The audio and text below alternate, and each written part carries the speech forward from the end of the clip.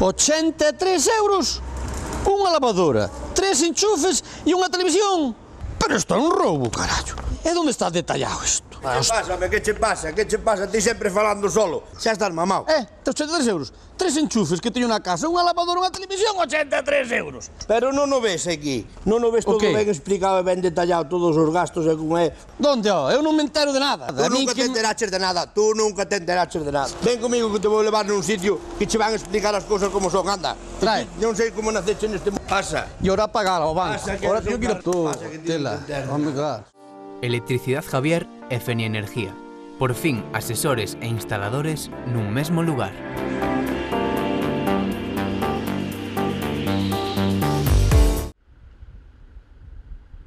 O goberno local de Carballedo podería levar os orzamentos para 2016 ao vindeiro pleno.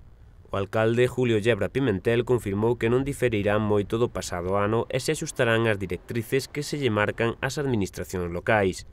No 2015 este concello aprobou un orzamento de arredor de 1.800.000 euros. Entre outras cousas, teñen que cumprir a regra do gasto, algo que o mandatario popular cualifica de absurdo. Os orzamentos municipais van nunha línea parecida ao ano anterior, son o que son. Sabedes que teñen que cumprir unha serie de parámetros, entre eles, a parte da estabilidade presupuestaria e a regla do gasto, é dicir, algo absurdo, hai que dicirlo así. É dicir, ti podes ter uns ingresos por as razóns que sexan moi superiores, pero ao menos nos podes gastar. De feito, nos aprobamos un orzamento ano pasado e este ano vamos a aprobar outro con uns ingresos de máis de 1.800.000 euros. Yo do gastos é de 1.500.000 e pico euros, é dicir, hai un desfase aí que hai que buscar a maneira despois a través de outros mecanismos de poderlo gastar de algún xeito, facendo por melloras para os veciños. Pero, bueno, hai que tener en conta que os concellos están limitados por varias cousas. Primeiro, por a estabilidade presupuestaria, é dicir, nunca pode ser os gastos superiores aos ingresos. Eso é a primeira premisa que hai que cumprir, pero a raxatabla, sin ningún tipo de dúbida. E non é iso suficiente, pois hai que ter outras cousas, como a regra do gasto, que o marca os orzamentos xerais do Estado. Se tú gastaste este ano pois unhas cantidades que a su vez proceden dos anos anteriores, tampouco non podes gastar máis do que che marca do incremento que fixa os orzamentos xerais do Estado. Isto quere decir, porque, bueno, que hai concellos ou administracións que gastaron moito, entón teñen un teito de gasto superior, e permítelles facer estas cousas. Eu, sinceramente, isto non me parece.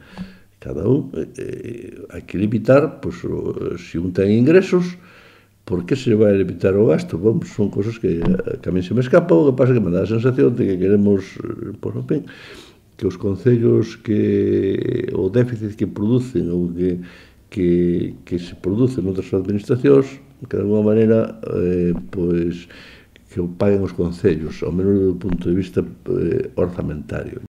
É unha situación que cualifica ademais de insostible ao longo do tempo e chama a actuar para cambiar isto. O alcalde recoñece que as partidas dedicadas a investimentos no documento serán desta maneira moito menores do desexado.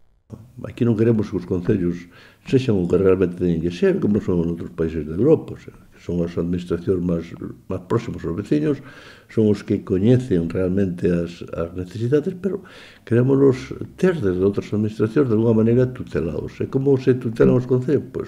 Pois sin permitirles que teñan autonomía, como fala a Constitución, autonomía de algún xeito de tipo financiero. O sea, non la teñen porque dependen de outras administracións para acadar achegas, axudas, para levar a cabo diferentes actuacións que son moitas delas competencias propias do Concello. Entón, ten unha maneira de ter os concellos lóxicamente tutelados, se tú non te portas ben, resulta que non é como o rapaz que se porta mal, o pai ou o tío ou quen sexa, non castigo e non lle financia algunha das actuacións que o rapaz quere facer. xa non estamos nas épocas de andando facendo discriminacións ou facendo cacicadas que non son propias do século XXI. Hai que ter unha política transparente, unha política aberta e unha política realista que satisfaga as necesidades dos veciños, e non andar aí pendentes que si a este lle damos, o outro non, o outro sí, como estades a ver, pois, como se viu durante moitos anos aquí na provincia de Lugo, que espero que non se volva a ver, porque, bueno, eso aquí o Concello de Carballedo en algún momento, pois no plan de axuda no fogar recibiu unha subvención da Diputación de Lugo de 300 euros, que ademais estaban percibindo uns 30.000, outros 40.000, tendo ademais sin justificación de ningún tipo.